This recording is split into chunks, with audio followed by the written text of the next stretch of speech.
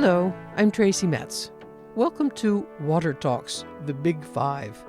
These are a series of 5 conversations with people I interviewed for this podcast about the UN Water Conference and the New York Water Week, made possible by the Dutch Ministry of Infrastructure and Water Management. Some of our guests had such amazing things to say that we wanted to give them more airtime. This is the longer version of my talk with Russell Shorto. He's an American writer and a historian, and a former director of the John Adams Institute in Amsterdam, where I am his successor. He is the author of The Island at the Center of the World, a book about New York in the 17th century when it was the Dutch colony New Amsterdam. He recently founded the New Amsterdam Project under the auspices of the New York Historical Society. For Water Talks, he walked me through 17th century New York and told me about the city's intimate relationship with the water around it. We are in the middle of New Amsterdam. Actually, we're at the northern edge of New Amsterdam. The street right behind us, which is called Wall Street, the wall that was built there was the northern perimeter. We're at Federal Hall, where George Washington was inaugurated, and the New York Stock Exchange. The street that meets Wall Street here, Broad Street, is so called because the Dutch built the canal up the middle. And they had, just as in Amsterdam and in Dutch cities, they had walkways on both sides. So this was the broadest street. You have devoted much of your professional career to the history of New Amsterdam and then later to New Netherlands. And one of the things that you talk about a lot in your book, The Island at the Center of the World, is how the Dutch influence, the culture of tolerance and multiculturalism in an early stage, made New York what it is now. In general, if you look at 17th century America and the cities that developed and then go into the 18th century, New York had a very different trajectory from Boston and other cities along the coast. And there's one clear reason for that, because it was started by the Dutch. In 1643, supposedly there were 18 languages being spoken in New Amsterdam, and that was at a time when there were only about 500 people here. That likely only covered the European languages. So it didn't cover Native American or African languages. It would be probably 26, 28 languages. I'm here in New York this week because this is the first time in 46 years that the UN is holding a conference on water, organized by the Netherlands and by Tajikistan. And around that, New York has organized the New York Water Week. What is the tradition of water management that you can still see here in New York? Well, the Dutch developed the building blocks of capitalism in the 17th century. At the same time they founded this place, they also, as we all know, pioneered water management 1,000 years ago or so. The reason they were attracted to New York was the water, this world-class harbor, and then its connection to the interior, because you've got 2 rivers here on either side of Manhattan, the East River over there and the Hudson River. The East River is just really a subsidiary of the Hudson that wraps around that side of Manhattan. But the Hudson goes all the way north to Albany, to Beverwijk, as the Dutch called it, and further north. But at around Albany, it connects to the Mohawk River, which goes all the way west to the Great Lakes. And they understood that. The Dutch settlers knew ultimately what you wanted was access to the interior, and there were no highways. Water was the highway. So they had this dream of eventually developing that. And it became reality in the 1820s when the Erie Canal made it a navigable waterway. When that happened, New York takes off in its industrial era might, and all the cities around the Great Lakes come into being. Duluth and Chicago and Detroit and Cleveland. So in that sense, you can look from what the Dutch did in the 1600s to the whole development of the middle of America. What a fantastic story, Russell. Why didn't I learn anything about this at school? I guess my book wasn't written then. Oh, that must be it.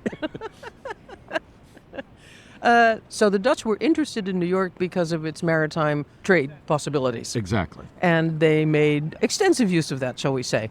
Now, of course, we look at water in a very different way. Since Hurricane Sandy, 2012, we can also see it as an enemy and something that we need to defend ourselves again rather than moving towards it. How do you see New York changing under the pressures of climate change and a different attitude to water? Well, New York, from the Dutch period onward, for a long time, was very focused on the water. People who lived here and worked here knew that that was their bread and butter. You know those pictures of the late 19th century and early 20th century of Manhattan Island with all the piers sticking out of it like spikes. The city was oriented toward the water and toward the world. All the world's goods could come to New York, into the harbor, up the Hudson, into the Great Lakes, and so on. And then in the 20th century, something strange happened. It started to kind of turn its back on the water. For one thing, you can point to Robert Moses, who re-engineered the city so drastically and built highways running right through the middle. And basically, the city started to turn its back on the water, to wall it off, to wall off views of it. It's kind of hard to see the water in a lot of places. And it's hard to even physically access it. Exactly. Places to swim, for example, or even to just walk along the shore. That became the norm. But Russell, that difficulty of access to the water, that was not a question of fear, but because the water was really used for trade and shipping. I think it had to do with the transfer from trade and shipping to rail and trucks and the automobile. You know, when they were building highways, that became the focus, and the water was almost a nuisance then. And then, of course, starting really with Hurricane Sandy, that's a very clear delineation in New York's awareness. Compared to other tragedies, there weren't a massive number of deaths. I think it was 43 people were killed. But major thoroughfares were turned into rivers, and so much damage was done, so many houses destroyed, and it really made people realize, oh, these warnings we'd been getting for years, we now have to do something. We can't live the way we used to. And since then, you see the city beginning to turn around again and face the water and realize we have to live with it, which, of course, the Dutch realized a long time ago. My butt got cold. Mine too.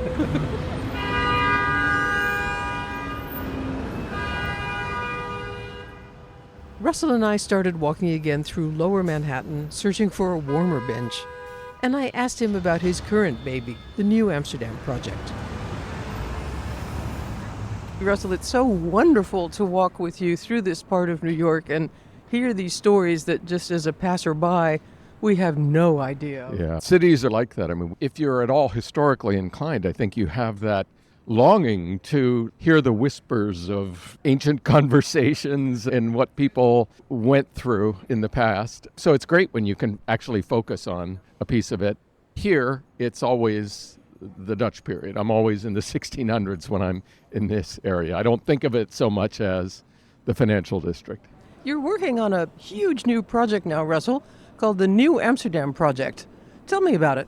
It is at the New York Historical Society, which is the oldest museum in New York. We've started the New Amsterdam Project, which looks at that period of the history, of course, but also at the themes that come out of it. Water being one, capitalism, pluralism. These are all things that are incredibly relevant today. We do the climate lab where we have people, typically people who are experts on one facet or another of climate sustainability, resilience, especially in New York. We do something every month that we call Live from New Amsterdam, where we have someone who is an expert in one aspect of the Dutch period of New York's history, whether it's the Native American perspective or blacks and slavery or what have you. And next year will be the 400th anniversary of New Netherland, the founding of the Dutch colony that became New York. And so we're planning a big museum exhibition around New Amsterdam and a symposium on the Dutch role in the transatlantic slave trade. And that will be an exhibition at the New York Historical Society, but also at the Maritime Museum in Amsterdam. We're talking with them about follow-up and with the John Adams Institute, which is a very revered organization in the Netherlands, about doing a follow-up event in Amsterdam.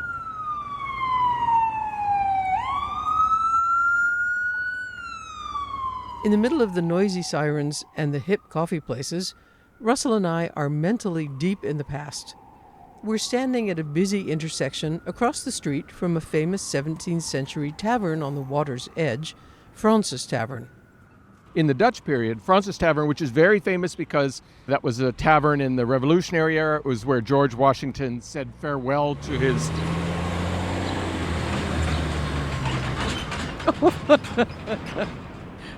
It was where George Washington said his famous farewell to his troops at the end of the war. In the Dutch period, that was underwater. This was the shoreline, basically right up the middle here. So Pearl Street is so called because it was the beach. And there were a lot of oysters. New York was famous for its oysters in the Dutch period and through the 19th century. And when I've given tours down here, I'll walk the perimeter of what was New Amsterdam. And when you walk down Pearl Street, you just say, all of that is water, all of that is the East River. And the first houses went right down there, and then we're going to walk down here. Those were the first houses built in New Amsterdam, facing the East River, because the ships would come into the harbor and they would anchor out in the river here. And at the other end of this block, there's a marker on the pavement indicating what was originally the city tavern, because you would row in from the ship to the wharf, and then you would just go right into the tavern. And then when, after this debate, or this struggle between the inhabitants and the West India Company here, resulted in New Amsterdam getting a municipal charter, so it was chartered as a Dutch city, that became City Hall. That was the Stadthouse. You mentioned New York and Pearl Street and its oysters. There's a big new project going on now for a couple of years to protect New York from the sea with a natural barrier made of oyster shells. Yeah, made of cement blocks and things like that. But the idea is then oysters build reefs along it, and then dozens of other creatures come, and it becomes it's called Living Breakwaters, the project. This section of Staten Island, that's where Hurricane Sandy really did the worst damage. That's because it's exposed. You're at the open ocean, and so that has to be protected. And what happened was, over the decades, when New York was such a major shipping hub, they dredged that to make it accessible for ships that could come in, and then that exposed the city to this kind of damage. Little did we know. Exactly. We live and learn. Or not. So this was the first row of houses in New Amsterdam, here facing the harbor and the East River. The beach was basically where the street is. And then Pedro Stuyvesant built his home on this corner. It was a big brick house, and it was painted white, which was supposedly, I don't know if it's true, why this street is called Whitehall. So over there is the Staten Island ferry terminal, and all of that, again, is water. The corner of the building here was where they had a windmill, and they had the flags and everything. That was the edge of the harbor. Over here on the right, this big building, the Custom House, which was designed by Cass Gilbert, the architect. Oh, of the Woolworth building. Yeah.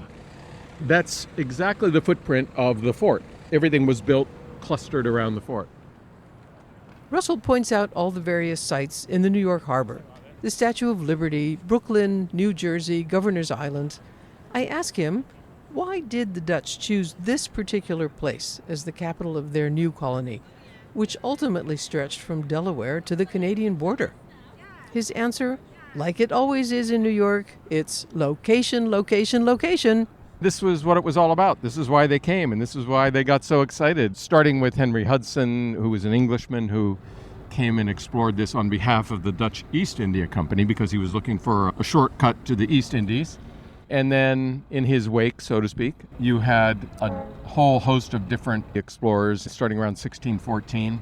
The West India Company were organized in 1621, and then in 1624, they sent their first settlers here. And they originally thought that Governor's Island would be the capital. After a couple of years, they realized it was too small, and so they moved straight across here and started their capital. But it was all about water, and you see it here. I'm writing a book now about the English takeover of New Netherland from the Dutch and the actual founding of New York. The English come in ships, and they're out there in the harbor, and the Dutch are here in New Amsterdam, and they're sending messengers back and forth on boats. It's like this chess game almost that takes place right here. Richard Nicolls, the captain of the English forces, he's first out beyond Staten Island at Sandy Hook because he had 4 ships full of soldiers and armaments and all that, but they got separated. So it was just his one ship, and he's like, I'm about to do an invasion, but it's just me. So he waits there, he anchors there. The Dutch are completely aware. They see him, they're down here, they're in pandemonium, and so he has to wait, the rest of them show up, and then they go not immediately to New Amsterdam, but to Gravesend, around the corner in Brooklyn, is the community of Gravesend, and there's a bay there, and he anchors there, and he makes that his base because Gravesend was a very multi-ethnic colony, and that was an English community. So he had all these contacts there. So that became his base, and it was from there that he would send messengers on to the ferries on this side, and they would ferry across and deliver the message to Stuyvesant in the fort, and then Stuyvesant would give his answer. And the first one, it was great. The first message, there's this big build-up. Okay, Nichols is coming with the English soldiers. What are we going to do?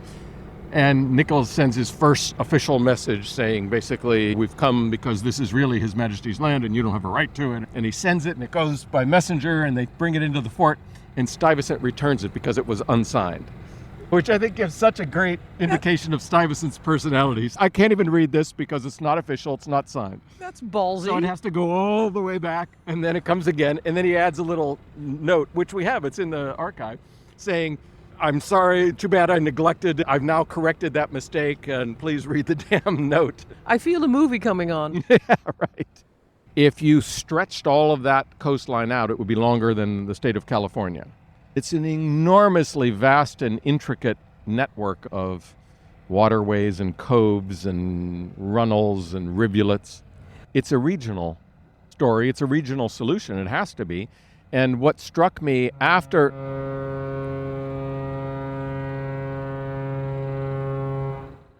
Staten Island Ferry. What struck me after Hurricane Sandy was that the Bloomberg administration put a lot of effort into this big 250-page report of what we have to do. I think New Jersey was mentioned one time and Connecticut was mentioned one time. It was like only New York City mattered. And of course, as the Dutch know better than anyone, these things are regional. The water knows no borders. Exactly. Certainly not political borders.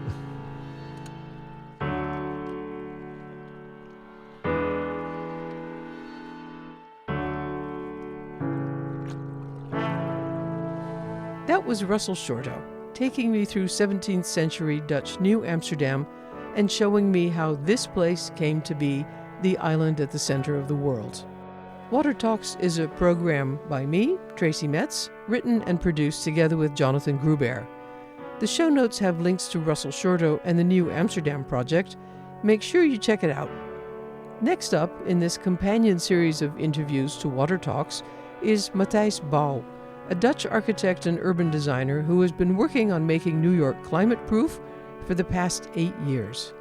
Our theme song is called Into the Unknown by Poddington Bear, with additional music from Jason Shaw's Running Waters. Water Talks was made possible by the Dutch Ministry of Infrastructure and Water Management. I'm Tracy Metz. Thanks for listening.